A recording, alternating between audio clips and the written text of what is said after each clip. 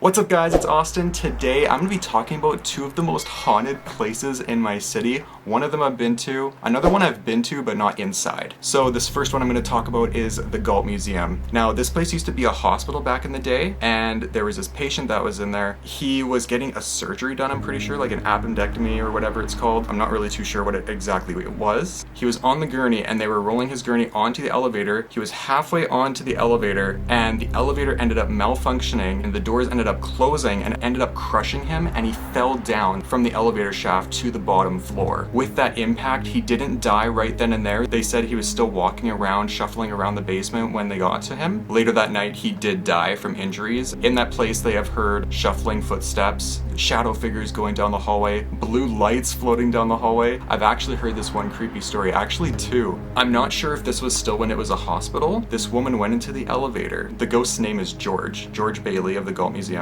They say sometimes when George is lonely, he'll take people down to the floor where he died in the elevator. This woman was going in there and she was going up, but then all of a sudden the elevator was going down. When the doors opened, she saw a man standing there. She could see right through him, and she got really freaked out and started pressing for the button to go upstairs really quick. And everybody's just like, oh, don't worry about him. That's just George. He won't hurt you. He's a very happy spirit here. I don't know if this woman quit her job.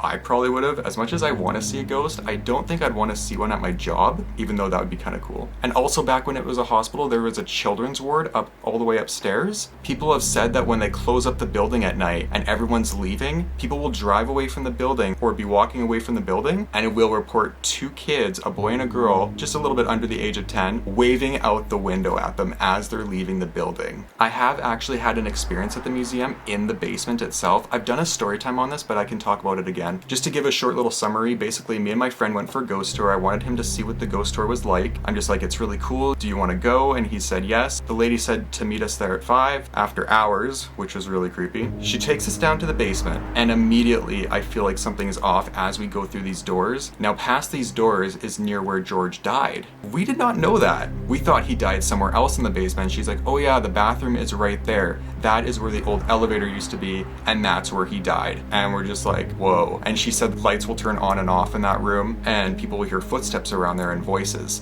Before she even tells us this, I feel this heavy presence from behind me in the corner, right where we entered the door. I can just feel like someone is staring at me. It's so hard to explain. I didn't even say anything to her about what I was feeling like, and immediately after I started feeling that, she says, people have reported feeling heavy down here. I just looked at my friend and I'm just like, what? And when we left that place that night, I asked him, I'm just like, did you feel that heavy feeling right before she even said anything? And he said yes. He felt the exact same thing as me. So this next building I'm going to talk about is Galbraith Elementary School. This place also used to be a hospital back in the day. And then in 1913, it turned into a school, which is what it is now. So in this place, it's the attic that's mainly haunted, and I believe it's the 4th floor. They say kids have disappeared in the bathroom. People have heard a ball bouncing upstairs and there'll be no one there. There'll be voices at night. I've actually had an experience at this place. When me and Mike went there, we saw a shadow figure at the top window. We were just standing outside and Mike's like, look, there's a person right there. We both saw it. We both were freaked out and we left immediately. I am not quite sure who died in that building. No one's really sure. And everyone that I've asked, they're just like, oh, it's a janitor. Oh, it's a teacher. But then people will say, oh no, it's not one of the teachers. And I'm like, okay, then what is it? So that's kind of scary. But yeah, those are some stories of the two most haunted places in my city. I hope you guys enjoyed it. Please comment, like, and subscribe, and I'll see you in next week's video.